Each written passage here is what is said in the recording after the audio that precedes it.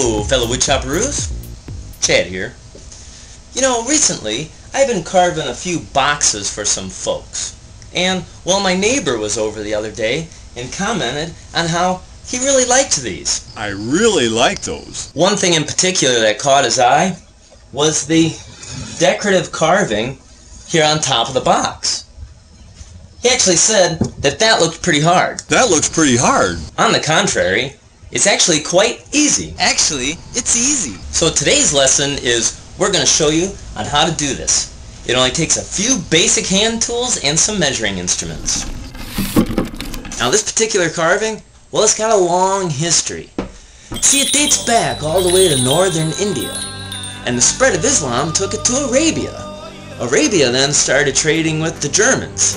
And then the Germans spread it throughout Europe.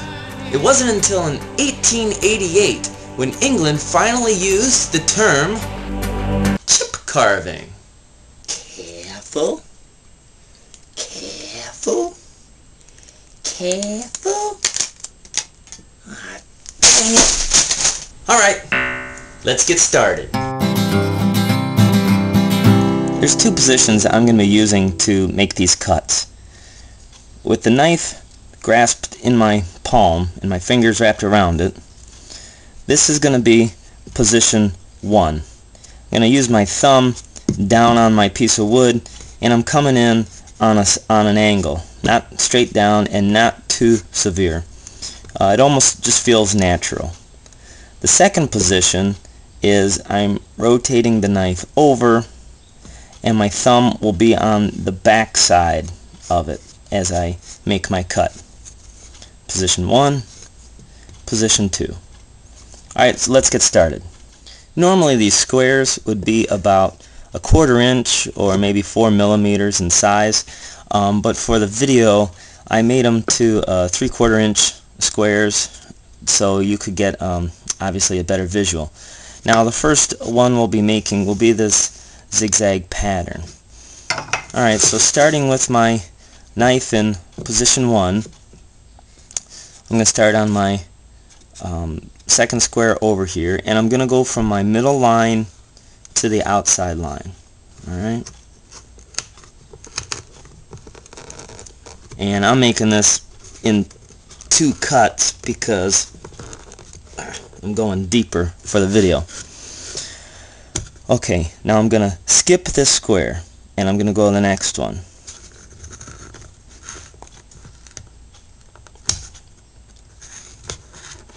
And you would just keep doing this. Skip a square, go to the next one. Now we're going to make our second cut, which requires us flipping our knife to position 2, and I have to turn my board around. So again, going from the middle line to the outside line. And once again, because of the size of this, I'm using the thumb of my other hand to help push it in deep and steer it. You may not have to do that with it scaled down. So we're going from position 2 now back to position 1. This time I'm not flipping the board around. I'm going to leave it just as it is, and I'm going to cut down on this line.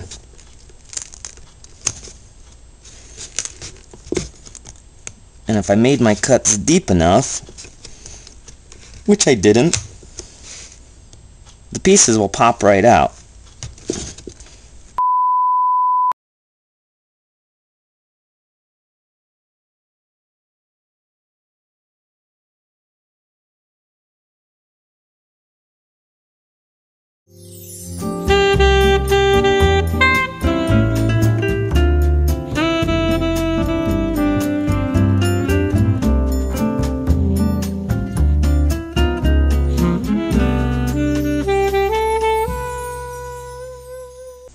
Alright, this time we're going to do the other side to complete our zigzag. So, being in position 1, I'm not going to start at this point. I'm going to actually start out here. So I'm going to go from my middle again to my outside line. Skip a square in the middle, to the outside line. Skip a square, middle, outside line. Flipping our knife to position 2 and turning the board around. Middle to my outside line.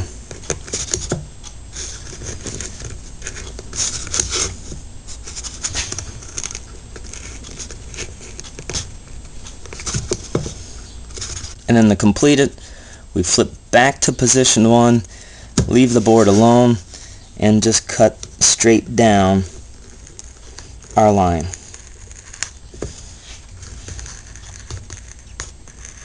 So there you go. Now we have our zigzag. The next one we'll move on to doing will be the diamond, which is very similar to the same zigzag pattern. Once again, we're going to start with our knife in position 1, and we're going to go from the middle line to the outside line. Skip a square, middle line, outside line. Skip a square, middle line, outside line. Flip your knife from position 1 to position 2, turn the board around. Same thing, middle line, outside line, middle line, outside line. And then we're flipping our knife from position 2 back to position 1 and keeping the board as it is, and just go straight down along the outside line. And when you do it correctly and when they're deep enough, these chips will just pop right out.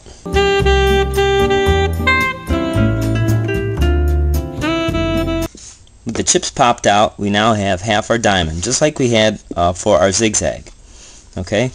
Now, I'm going to start this time right at the point where these two come together, and I'm going to go from my middle line to the outside line. That was a step off from doing the zigzag. So we stepped one over. This time I'm starting right on the line.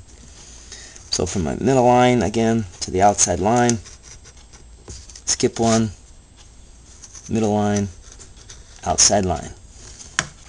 Position 1, position 2, turn the board around.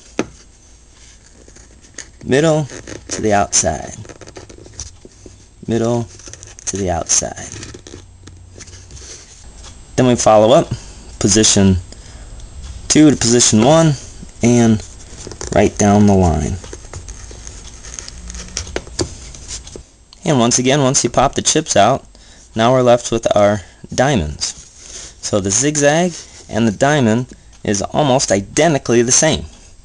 Now we're going to add one little feature to our diamonds to make that flower or clover, whichever one you want to call it. Oh, I've been looking over me four-leaf clover. Oi! Who is the bloody wanker that's been playing with me lucky clover? It's now freaking worthless! This will be the one I'm going to make the clover with, and just to give you an idea, you don't have to do this by any means, but I'm drawing a line 45 degrees through the center point on both directions. Alright, I'll take my knife and I'm just going to real lightly score going across it, and then I'm just going to take the knife and I'm going to flip-flop from position 1 to position 2 on this.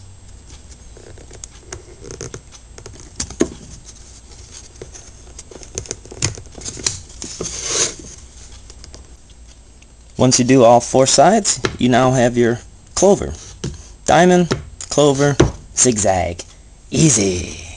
Well, that's only part 1 of our chip carving video. Stay tuned for part 2, where you'll learn to make that pyramid and the stars.